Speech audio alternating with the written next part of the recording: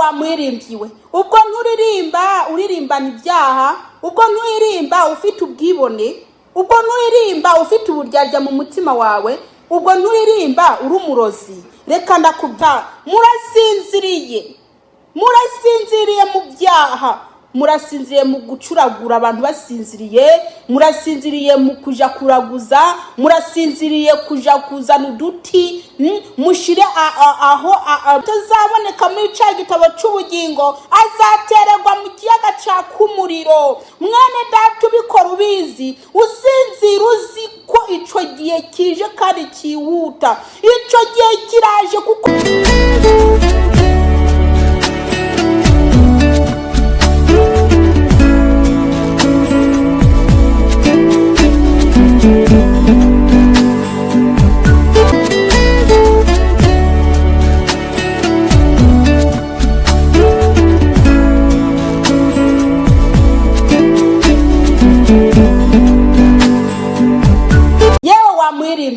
ubwo nturirimba uririmbana ibyaha, ubwo nturirimba ufite ubwibone, ubwo nturirimba ufite uburyarya mu mutima wawe, ubwo nturirimba uri umurozi. Reka ndakubwire, ijambo ry'Imana riravuga riti ngo kandi umuntu wese atazaboneka ngo atazaboneka ko yanditswe muri ca gitabo cy'ubugingo, atererwa muri ico kiyaga caka umuriro. Mwene data, iki ni igihe cyo guhindukira, iki ni igihe cyo kwihana, kuko Yesu Kristo araje. Yesu Kristo ntabwo yigeze abwira umuntu wari we wese igihe azazira, nta n'isaha, nta n'umunsi, nta n'umwaka. Ariko mwene data, Yesu Kristo araje. Umwanya wari wo wose ashobora kuza. Urashobora kuryama akaza mwayo masaha, urashobora kuba uri mu kazi akaza mwayo masaha. Reka ndakubwire, nukumbura uhindukire. Haleluya. Nukumbura uhindukire. Murasinziriye bene data,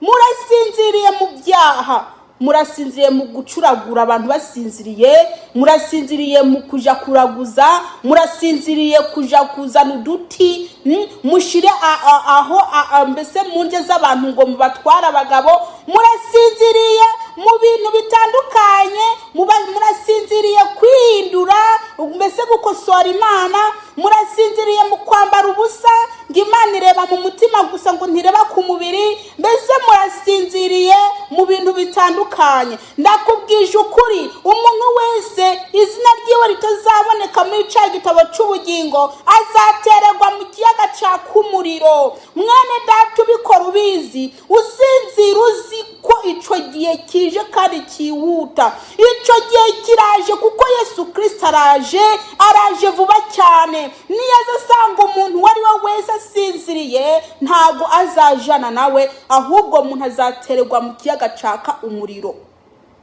Buri muntu nikontorore mu ruhande rwiwe, buri muntu nashaka Imana mu ruhande rwiwe, buri muntu mbese niyakire Kristo nk'umwami n'umukiza mu ruhande rwiwe. Mwene data, ntuzavuga ngo kana karambeshye, ntuzavuga ngo uriya ngo yari umugenzi wanjye ngo nakoze ibyakora ngo yarambeshye. Ndakubwiza ukuri, nta muntu n'umwe afite kuzaburana mu icyo gihe. Kumbura ushake Yesu akibonwa. Nimushaka Uwiteka bigishoboka ko abonwa, nimumwambaza akiri hafi. Haleluya. Nimumwambaze